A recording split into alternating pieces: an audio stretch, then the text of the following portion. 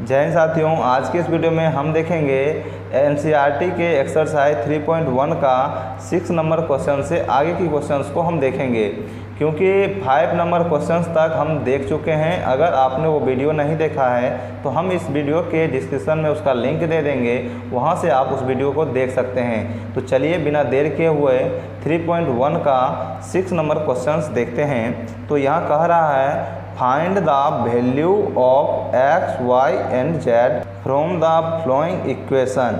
मतलब दिए गए इक्वेशन में x, y और z का वैल्यू निकालने के लिए कह रहा है। तो इसको किस तरह फाइंड करते हैं तो आप यहाँ ध्यान दीजिएगा। तो यहाँ लिखा गया है this matrix equal to this matrix, ठीक है, फर्स्ट में। तो आप देख सकते हैं इसमें क्या होता क्या है, जब दो मैट्रिक्स एक दूसरे के इक्वल होते हैं तो उसके कॉरस्पॉन्डिंग एलिमेंट भी क्या होते हैं, इक्वल होते हैं। कहने का मतलब ये जो 4 हैं, A11 पे 4 हैं, तो ये y जो हैं ये भी A11 पे हैं। तो इसका मतलब y का जो वैल्यू होगा वो क्या हो जाएगा, 4 के इक्वल हो जाएगा। तो यहाँ से आपके y के वैल्यू जो होंगे वो 4 के इक्वल आ जाएंगे, ठीक है। उसके बाद ये जो 3 हैं, A12 पे 3 हैं, तो आप देख सकते हैं ये z जो हैं ये 12 पे z हैं, ठीक है, A12 पे z हैं। तो z के इक्वल क्या हो जाएगा, 3 हो जाएगा। z जो हो जाएगा वो 3 के इक्वल हो जाएगा। उसके बाद आप देखिए ये जो x हैं ये क्या हैं, A21 पे। उसी तरह इसमें आप देख सकते हैं A21 पे क्या है, 1 है। तो x जो होंगे वो 1 के इक्वल हो जाएंगे। यहाँ से x बराबर क्या आ जाएंगे, 1 आ जाएंगे, ठीक है। तो आपका तीनों का वैल्यू आ गया, x बराबर 1, y बराबर 4 और z बराबर 3। यही तीनों क्या हो गए, इसके आंसर हो गए, ठीक है। उसके बाद सेकेंड नंबर क्वेश्चन देखते हैं। लिखा गया है this matrix equal to this matrix. तो कहने का मतलब इसका करस्पॉन्डिंग एलिमेंट भी इक्वल होगा। तो x प्लस वाई जो होगा वो 6 के इक्वल होगा। तो सबसे पहले हम इसको सॉल्व करते हैं। तो x plus y equal to क्या होगा, 6 होगा। तो ये एक इक्वेशन आ गया। वहाँ से आप देखिए इसमें जो दिया गया है 5 प्लस जेड जो है इसके करस्पॉन्डिंग क्या है, 5 है। तो 5 प्लस जेड जो है वो 5 के इक्वल है। देखिए 5 प्लस जेड 5 के इक्वल है। उसके बाद एक और इक्वेशन आ रहा है x इंटू वाई। ये जो हैं ये क्या है, करस्पॉन्डिंग इसके एलिमेंट 8 हैं।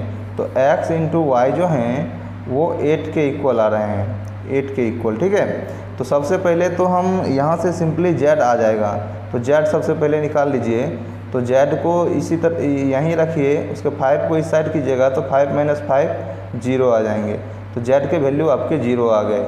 ये आपका फर्स्ट इक्वेशन है और ये आपका सेकेंड इक्वेशन है। देखिए इस दोनों इक्वेशन में आप देख सकते हैं x का वैल्यू 4 रखते हैं तो y का वैल्यू 2 रखना पड़ेगा, ठीक है। तब 4 और 2 6 हो जाएंगे और 4 और 2 को मल्टीप्लाई कीजिएगा तो 8 हो जाएंगे, ठीक है। अगर आप x का वैल्यू 2 रखते हैं तो y का वैल्यू 4 रखना पड़ेगा। तो 2 प्लस 4 6 हो जाएंगे और 2 x के रखते हैं और y का क्या बोले 4 रखते हैं, तो 2 इंटू 4 8 हो जाएंगे, ठीक है। इसके दो तरह से वैल्यू हो सकते हैं। तो इस तरह आपके दो वैल्यू हो सकते हैं। अगर आप x का वैल्यू 2 रखते हैं तो y का वैल्यू 4 रखना पड़ेगा, ठीक है। एक दूसरा और हो सकते हैं, अगर आप x का वैल्यू 4 रखते हैं तो y का वैल्यू 2 रखना पड़ेगा। तो इसके जो वैल्यू हो गए क्या क्या होंगे, तो x बराबर 2, y बराबर 4 और z बराबर 0। एक तो पॉसिबल ये हैं कि ये तीनों हो जाए, या आपके एक और पॉसिबल है यहाँ भी z बराबर क्या आएंगे, 0। तो x बराबर 4, y बराबर 2 या z बराबर 0, ये दोनों इसके पॉसिबल हैं, ये दोनों इसके हो सकते हैं, ठीक है। ये दोनों वैल्यू हो सकते हैं। चलिए तो अगला क्वेश्चन देखते हैं, थर्ड नंबर। तो थर्ड नंबर में लिखा गया है this matrix equal to this matrix. तो सबसे पहले तो इसका इक्वेशन बना लेते हैं। तो x plus y plus z equal to क्या है, 9। तो इसके करस्पॉन्डिंग एलिमेंट के इक्वल लिख लेते हैं, इक्वल टू 9। तो ये आपके इक्वेशन फर्स्ट हो गए। इसके बाद x plus z equal to 5, ठीक है। करस्पॉन्डिंग एलिमेंट 5 आएंगे तो x plus z equal to क्या हो जाएंगे, 5। ये आपके सेकेंड इक्वेशन मान लीजिए। उसके पास y प्लस जेड जो है वो 7 के इक्वल है। तो y प्लस जेड जो हो जाएंगे वो क्या हो जाएंगे, 7 हो जाएंगे। ये आपके थर्ड हो गए, थर्ड इक्वेशन हो गए। देखिए अब इसमें क्या करना है, आप थोड़ा ध्यान दीजिएगा। यहाँ से अगर हम y प्लस जेड इसमें रख दें, y प्लस जेड, ठीक है, फर्स्ट इक्वेशन में देखिए, फर्स्ट इक्वेशन में अगर थर्ड का हम वैल्यू रखते हैं तो यहाँ क्या हो जाएंगे, x प्लस ये y प्लस जेड जो हैं, ये y प्लस जेड का वैल्यू रख देते हैं यहाँ पे, तो यहाँ क्या आ जाएंगे x प्लस 7 इक्वल टू 9, ये हो जाएंगे। तो यहाँ से x बराबर क्या आ गए, 9 माइनस 7 इक्वल टू 2, तो x का वैल्यू यहाँ से 2 आ गए। अब देखिए ये जो 2 हैं ये हम रख लेते हैं आपके इक्वेशन सेकेंड में, ये 2 जो वैल्यू हैं इक्वेशन सेकेंड में अगर रखिएगा तो सेकेंड में इक्वेशन में 2 रखते हैं x की जगह 2, तो x की जगह 2 रखिए प्लस z इक्वल टू क्या है 5, तो यहाँ से z के वैल्यू आ जाएंगे, तो z बराबर क्या आ जाएंगे 5 माइनस 2, तो 3 आ जाएंगे। x आ गए, z आ गए। अब y का वैल्यू निकालना है तो आप इसमें वैल्यू रख सकते हैं थर्ड नंबर इक्वेशन में, तो थर्ड नंबर इक्वेशन में z का वैल्यू रखिए तो क्या आ जाएंगे, ये थर्ड नंबर इक्वेशन में, तो y प्लस z का वैल्यू रखते हैं तो z का वैल्यू क्या है 3 है, तो y प्लस 3 इक्वल टू 7, ठीक है। यहाँ से आपके y क्या आ जाएंगे 7 माइनस 3, तो 4 आ जाएंगे। तो आपके क्या क्या वैल्यू आ गए, तो x का वैल्यू आपका आ गया 2, y का वैल्यू क्या आ गया 4 और z का वैल्यू क्या है 3, z बराबर 3, तो ये तीनों इसके क्या हो गए आंसर हो गए, ठीक है। चलिए तो अगला क्वेश्चन देखते हैं, उसमें लिखा गया है find the value of a b c and d from the equation, मतलब इस इक्वेशन में a b c का वैल्यू निकालना है। तो सेम उसी तरह निकालना है, तो सबसे पहले तो इक्वेशन बना लेते हैं अलग अलग करके। तो a माइनस बी जो है उसके करस्पॉन्डिंग एलिमेंट -1 क्या है के इक्वल है, तो a minus b equal to क्या हो जाएगा -1, ये आपके इक्वेशन फर्स्ट हो गए। उसके बाद 2a प्लस c जो हैं उसके करस्पॉन्डिंग एलिमेंट क्या है 5, तो ये 5 के इक्वल हो गए, ये आपके सेकेंड इक्वेशन हो गए। उसके बाद 2a माइनस बी जो हैं वो 0 के इक्वल हैं, तो ये आपके क्या हो गए थर्ड इक्वेशन हो गए। उसके बाद 3c प्लस d बराबर क्या होंगे, तो वो 13 हो जाएंगे, ये आपके इक्वेशन 4 हो गए। अब देखिए ये 4 इक्वेशन हो गए, तो सबसे पहले हम लेते हैं 1 और 4, इस दोनों इक्वेशन को लेते हैं, ठीक है। अब थर्ड इक्वेशन, ये दोनों इक्वेशन को लेते हैं 1 और थर्ड को, तो थर्ड इक्वेशन में से हम फर्स्ट इक्वेशन को माइनस कर रहे हैं, तो पहले तो लिख लेते हैं 2a माइनस बी बराबर 0, ये थर्ड इक्वेशन है। फर्स्ट हैं a minus b equal to -1, अब इस दोनों को माइनस करना है, तो यहाँ माइनस, ये माइनस की जगह प्लस, ये माइनस की जगह प्लस, ठीक है। अब यहाँ से देख सकते हैं 2a में से a घटेंगे तो ये a हो जाएंगे, ये माइनस वाले a और प्लस वाले a, ये दोनों कैंसिल आउट हो जाएंगे, इक्वल टू ये -1 थे, नीचे प्लस है तो ये +1 हो गए, तो a बराबर क्या आ गया 1 आ गया, a का वैल्यू 1 आ गया। अगर a का वैल्यू हम फर्स्ट इक्वेशन में रखें, अगर पुट करें फर्स्ट इक्वेशन में a का वैल्यू, तो a की जगह 1 रखिए, तो 1 minus b equal to -1, 1 minus b equal to -1, ठीक है। उसके बाद b को अगर उस साइड ले जाइएगा तो 1 को इस साइड आनते हैं, तो ये +1 माइनस b को उस साइड ले जाएंगे तो ये प्लस b हो जाएगा, तो b बराबर यहाँ से क्या आ गए 1 + 1 2 आ गए, तो a बराबर 1 b बराबर 2 आ गए। अब आगे c का वैल्यू निकालते हैं, तो अगर a का वैल्यू हम सेकेंड इक्वेशन में रखें तो यहाँ से c का वैल्यू आ जाएगा, ठीक है। तो a का वैल्यू इसमें रखिए, a का वैल्यू क्या है 1 है, तो इसमें 1 रखते हैं, तो 2 × 1 + c इक्वल टू 5, तो 2 × 1 = 2 + c इक्वल टू 5, तो यहाँ से c बराबर क्या आ जाएंगे 5 में से 2 चल जाएगा माइनस, तो ये 3 आ जाएंगे, तो c का वैल्यू 3 हो गया।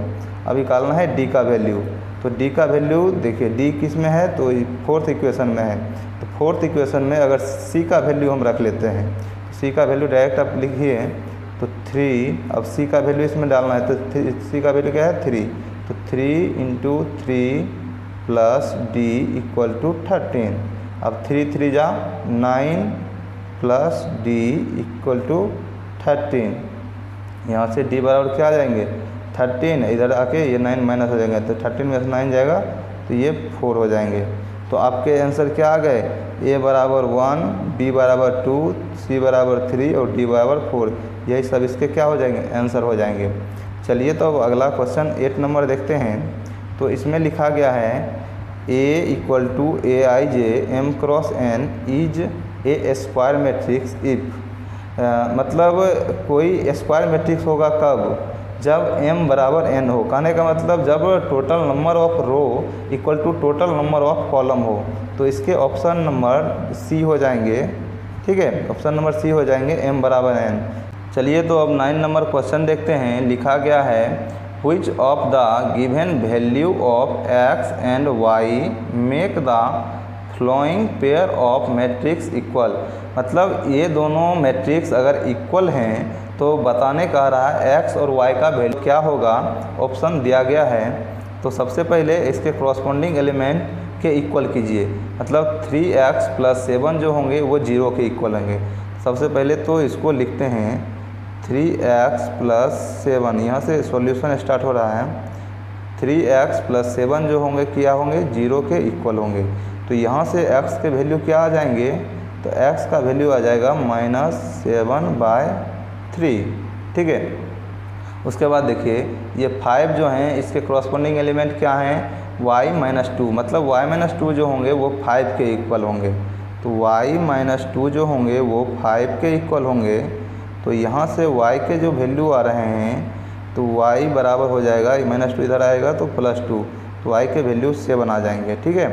उसके बाद देखिए अगर यहाँ से आप देखिए y + 1 जो है उसके कॉरस्पॉन्डिंग इक्वल क्या है 8, तो y + 1 जो होंगे वो 8 के इक्वल होंगे, ठीक है। तो यहाँ से y के वैल्यू जो आ जाएंगे वो क्या आ जाएंगे 8, इधर से +1 है तो इधर आके -1, तो 8 में से 1 जाएगा 7, तो y के वैल्यू 7 आ जाएंगे, ठीक है। अब अगला एक और देखते हैं, एक और है 2 - 3x जो होंगे वो 4 के इक्वल होंगे। क्या होंगे 2 - 3x जो होंगे उसके कॉरस्पॉन्डिंग 4 हैं तो 4 के इक्वल हो गए। यहाँ से अगर आप x का वैल्यू निकालना चाहें तो आप देख सकते हैं यहाँ से -3x को उस साइड कर देते हैं, तो यहाँ 4 को इस साइड आनेंगे तो -4, ये -3x को उस साइड ले जाएंगे ये 3x, ठीक है। 2 में से 4 जाएगा तो ये -2 = 3x। अब अगर x का वैल्यू लिखें x तो -2/3 हो जाएंगे, मतलब x का वैल्यू जो आ जाएगा वो आ जाएगा -2/3।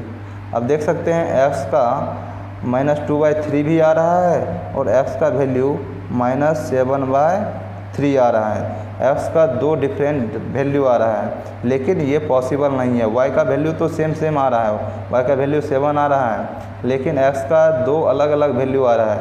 इसलिए कर इसका जो ऑप्शन है option number b not possible to find, तो ये मतलब फाइंड नहीं कर सकते हैं, ठीक है। तो x का अलग अलग वैल्यू आ रहा है इसलिए इसको फाइंड नहीं किया जा सकता है, ये इसका आंसर हो जाएंगे। चलिए तो अब अगला क्वेश्चन देखते हैं 10 नंबर। इसमें लिखा गया है the number of all possible matrices of order 3×3 with each entry 0 या 1 इज। कहने का मतलब कोई मैट्रिक्स है 3×3 का, तो उसका पॉसिबल मैट्रिक्स क्या होगा अगर एंट्री 0 या 1 हो रहे हैं तो, ठीक है। तो इसके फॉर्मूले होते हैं, इसके फॉर्मूले क्या होते हैं, total number of possible matrix equal to होते हैं 2n², ठीक है। यहाँ पे n क्या है, तो n है इन, मतलब n जो है वो ऑर्डर हैं, मतलब n क्या है यहाँ पे ऑर्डर का काम करते हैं। ऑर्डर क्या है, तो ये 3×3 है, मतलब थर्ड ऑर्डर है। n क्या है यहाँ पे ऑर्डर हैं, यहाँ लिख देते हैं n जो हैं वो क्या हैं ऑर्डर हैं, मैट्रिक्स का क्या है ऑर्डर है, ठीक है। n जो हैं वो मैट्रिक्स के ऑर्डर हैं, तो ये 3×3 के मैट्रिक्स हैं, तो n का वैल्यू क्या आएगा 3 आएगा, तो 2 पे पावर 3 का स्क्वायर, 2 पे पावर क्या हो जाएगा 3 का स्क्वायर। अब 2 पे पावर 3 का स्क्वायर का मतलब क्या हो गया, 2 पे पावर 3 का स्क्वायर, 3 का स्क्वायर क्या हो जाएगा 9, तो 2 पे पावर 9, 2 पे पावर 9 को अगर कैलकुलेट कीजिएगा तो आपके 512 आते हैं, वो आपके क्या आते हैं 512। अगर 2 इंटू 2 इंटू 2 इंटू करके 9 टाइम्स अगर मल्टीप्लाई कीजिएगा तो 512 आते हैं, जो कि आपके ऑप्शन नंबर डी में हैं, तो यही आपका सही आंसर है। ठीक है, अगर आपको कह दिया जाए 0 और 1 इंक्रीज हो रहे हैं लेकिन 2 क्रॉस 2 के हैं, क्या हैं 2 क्रॉस 2 के ऑर्डर अगर 2 क्रॉस 2 के हैं तो उसके मतलब पॉसिबल मैट्रिक्स क्या होंगे, तो उसके लिए आपके पॉसिबल ऑर्डर क्या हो जाएंगे, 2 पे पावर क्या होता है n स्क्वायर, लेकिन 2 क्रॉस 2 के हैं तो 2 क्रॉस 2 में तो n का वैल्यू क्या आ जाएगा 2 आ जाएगा, तो ये हो जाएंगे 2 पे पावर 2 पर पावर 2। ठीक है, तो ये 2 पे पावर 2 का मतलब 4।